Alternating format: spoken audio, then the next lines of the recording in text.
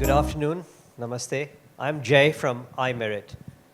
We are a digital data services company, a for-profit company with a social impact mission.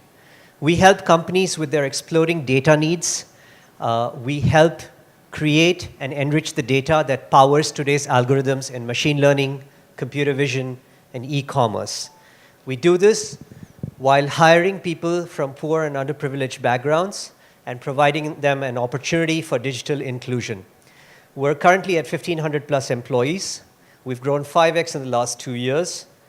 We have over 85 clients, many from the Fortune 100. 80% of our employees come from family incomes of under $200 a month. Most of them are the first people in their family ever to work in an office and earn a salary. What we're really proud of in the tech sector is that 50% of our employees are women, including our amazing CEO, Radha.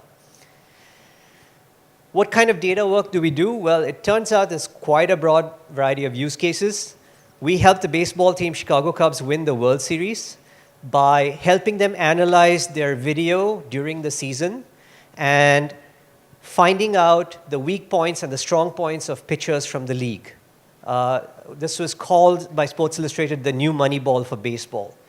On the other end of the spectrum, we do a lot of work with financial sector. Our people are trained in the financial domain and extract important financial information from SEC filings, hedge fund reports, and so on, and this is used to drive market insights for investors. We achieve all this through a combination of core learning as well as domain-specific learning. We try to impart leadership development, English enhancement, domain training, etc. But built upon this is a very agile micro-skilling model that allows people to learn and relearn, often within 1-week cycles, to learn new use cases. This achieves the possibility of 2 growth paths for our people. They can either grow through the domain into harder and harder tasks and stay ahead of the machines, or they can grow towards management and team leadership. We're very proud that 46 of our employees that started from Impact are actually now team leads and manage teams of their own, which is a stunning achievement for someone that just hadn't ever seen a computer maybe 3 years back. Apart from income growth, which is primary impact, we're really proud of community impact. In a recent survey, we found that 69% of people are taken more seriously by their families. So a family will say, we trust Shamima, she's seen the world because she works at iMerit. 32% of them invest in shares and mutual funds, which is better than me. And 60% of them have introduced better sanitation at home through their earnings at iMerit. Our view of the future is to leverage the change in technology that makes it possible for people to work with a lower barrier to entry. Thank you. We have now arrived at the Q&A section. Question from the judges will begin now. What is your expansion plan after this? Thank you. So, in fact, we're a little counterintuitive. We've recently launched a center in New Orleans in the US, and the same model. There are people who are digitally excluded there, and they are going to work on data which is regulatorily required to be in the US. We are in 5 other delivery centers, and we have 2 more on the anvil. We're looking to double this year.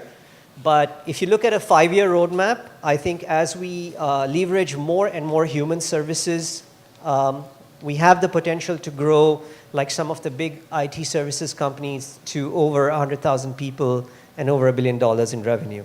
We expect to do this in a multi-shore model. Can you talk more about the upskilling part of the business and training and getting the more than just identifying data? Yeah. And how do you upskill and what value does that bring to the people? Sure. In fact, it's built in because our job is to make ourselves obsolete. The minute we are really good with the data, the machines can take over. So we keep training people to do more and more nuanced work. Like I mentioned, there's a ladder of skills needed. At the lowest level, you might be doing very basic data cleaning. As you evolve with your training and with your experience, you can deal, for example, with English language tasks, which require English language comprehension. Or a complex domain like finance or healthcare, you start to learn the key terminologies that you're expected to find out. At the highest level, you could be doing customer support, chat support, and other forms of non-voice support. We've deliberately made a decision not to focus on voice support. That's not the culture we're trying to build. We're trying to really build a digital population. You just talked about how as you get better at the data, you make yourselves obsolete. So does that also mean that some of the entry-level jobs become obsolete as you get to higher-level stuff? Yes, they do, but not the people. The jobs change. That's why the agile micro-skilling is very important. I think this is going to be our contribution to sort of the way people think about skilling. It's not a one-size-fits-all, finish an exam and you're set for life. We really have to instill the confidence that you can learn and relearn new skills constantly, building upon the old ones. And these skills coexist with machines. So we did see in the introductory video at MIT, everywhere where you saw it wasn't a human being working alone. It was a human being either training, overseeing, or overriding the machine. And I think this is the future of the workplace. It requires a slightly different mindset. And we find it very successful with people that come to us with no baggage. It's almost like the impact we're trying to achieve turns into a competitive advantage for us. Our workforce has no baggage, no predetermined ways of learning, and we're able to instill this new mindset in them. Sometimes, in the finance stuff, they might receive new instructions every 2 days. Now, you can't say, okay, let's go off to a classroom and learn for a week what EBITDA means or what revenues mean. This agile skilling, I think, is going to be a very, very critical component. We have a lot of in-house technology that we've developed that supports this delivery model. Thank you. Can you tell us a little bit about your recruitment criteria for your own employee? Sure. And the process?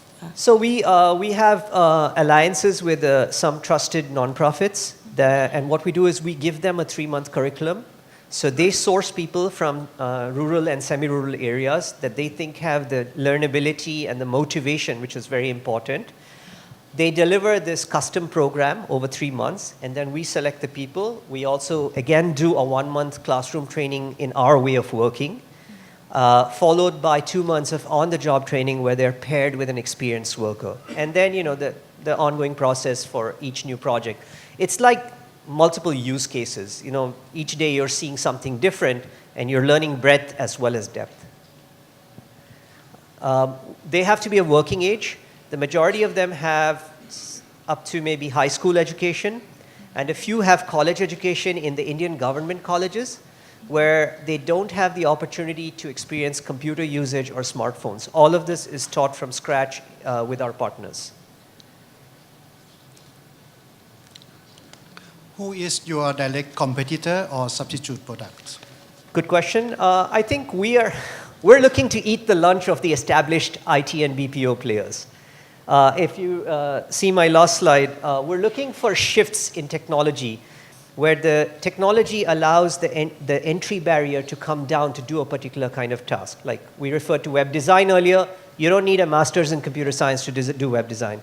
I think a lot of tech like this is gonna get substituted by us.